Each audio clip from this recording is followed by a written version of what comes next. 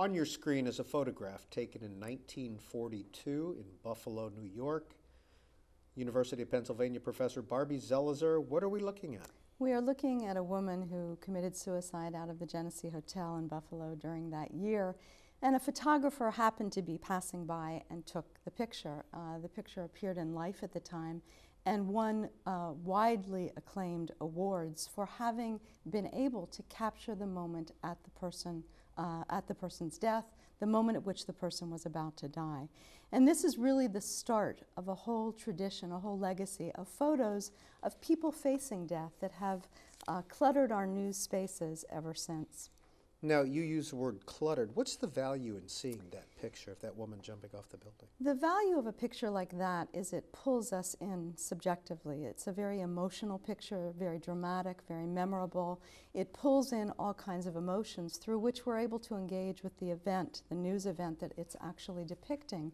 And this is important in news because not only do we want to understand what we're seeing, but we want to feel important things about what we're seeing. We want to feel fear, anguish, compassion, sentimentality, all kinds of things that help drive the news for us and make it important. Well, I want to compare that photo we just saw to a recent New York Post front page photo. What are we looking at here? Okay, this actually came out just this morning. This was a gentleman from Queens who was pushed off of a subway platform, and a photographer, a freelance photographer for the New York Post, happened to snap his picture. And I think that these pictures actually illustrate very well where we've come in terms of our public sentiments and our professional sentiments about pictures of people facing death. Whereas the first picture in 1942 won awards, it generated tremendous acclaim for the photographer. It's taught in photography courses as the kind of picture that people want to have in the news. This picture and the photographer and the newspaper were widely critiqued. People have been saying all day, it's been all over the blogosphere, what were they thinking? Why did this photographer take this picture? Why didn't he run away? Why didn't he help? Why did the newspaper actually show the picture? Why is it putting it on its front cover? So there's a gap in public sentiment about what these pictures mean and what they're supposed to do for us in connecting about the news. Barbie Zelizer, did this gentleman on the tracks die? Was he The hit by the gentleman track? did die, and in fact the photographer was criticized for not having helped the gentleman get up from the subway tracks. Now, anybody who knows anything about gravity knows that it's very difficult for one individual to pull somebody up from the tracks. There were multiple other people standing on the platform, and the photographer was reduced to the point of saying that he had actually taken the picture so as for his flash to alert the conductor to stop the train, which is a ludicrous excuse, but it shows the degree to which he was fielding criticism for having taken the picture to begin with. Well, as a professor of communication here at the University of Pennsylvania, what's your reaction to that photographer? What do you say? My reaction to that photographer is my reaction to all of the photographs that appear in my book that depict pictures of war, pictures of terror, pictures of natural disaster, all of which have been capsized in this moment of people facing death. And my argument has long been that if we are willing to read the news about these events, we should be willing to see the pictures about these events. That pictures do different things, but that they are no less important as vehicles of information relay than are the words at their side. And for as long as we keep saying, I want to know about this event, but I don't want to see pictures about it, we're not privileging, we're not accepting, we're not recognizing how images bring us into the news in a way that is different from words. Well, some would argue that this image we're about to show here in About to Die is very different than an image of a man on a train track or a woman jumping out of a building. What are we seeing here? What we're seeing here is a Kevin Carter image that was taken in the Sudan of a small child who was dying of starvation. And a vulture sitting at the background of the shot waiting to kill, to jump its prey. This photograph, I agree with you, is qualitatively different, although it certainly does fit into the larger moment of pictures of people facing death and their capacity to draw us into the news. This picture, of course, at the time, won, again, many awards.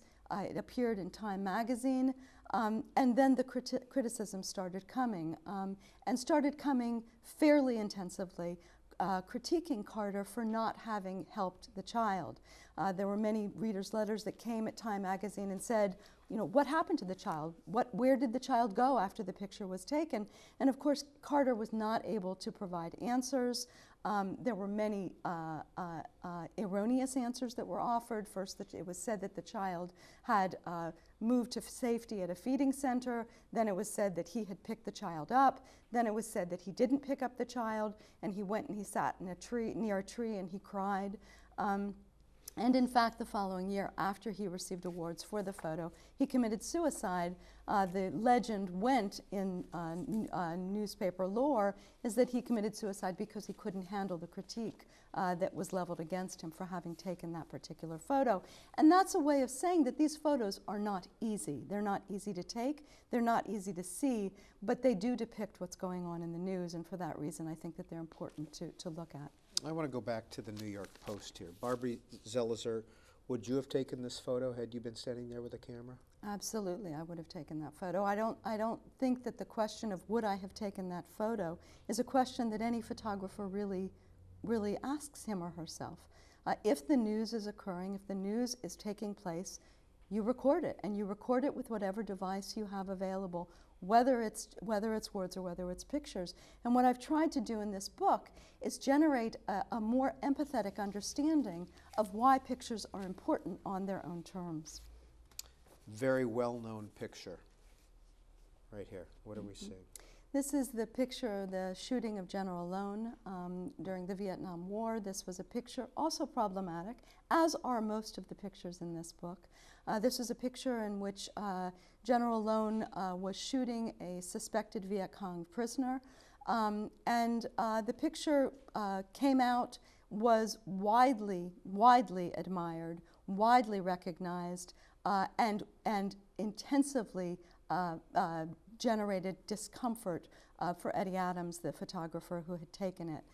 The argument is that what he argued is that taking that one picture against the other pictures created a criminal out of the general who was actually doing the shooting, gave him notoriety, made it very difficult for him to live a so-called normal life after the fact.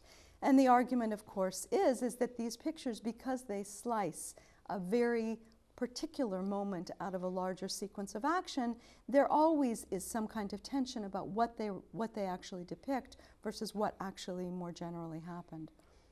Professor Zelizer, related issue, a public policy issue that we've been facing the last couple of years. Fallen soldiers, dead U.S. soldiers, even arriving in their caskets at Dover. Should those images be shown? I would say that those images absolutely should be shown. And I think that what has happened is the reason why a picture of somebody facing death has become so prevalent, and I argue that it appears across the landscape of unsettled, difficult events about which there is no consensus. The reason this kind of picture has arisen with such widespread use is because we are so uncomfortable with pictures of death. And I think that that is something that we need to be thinking about. If our news events involve death, if they involve death of military, death of terror victims, death of people who are dying in tsunamis and earthquakes, then why shouldn't we see them? We see pictures of death in our fictional spaces. We see them on television, we see them in film, we see them on the internet, yet we're not comfortable about seeing them in the news. And I think that that is worth thinking about. Professor Barbie Zelizer, who is a professor of communication here at the Annenberg School at the University of Pennsylvania, published by Oxford. About to Die is the name of the book, How News Images Move the Public. This is BookTV on C-SPAN 2.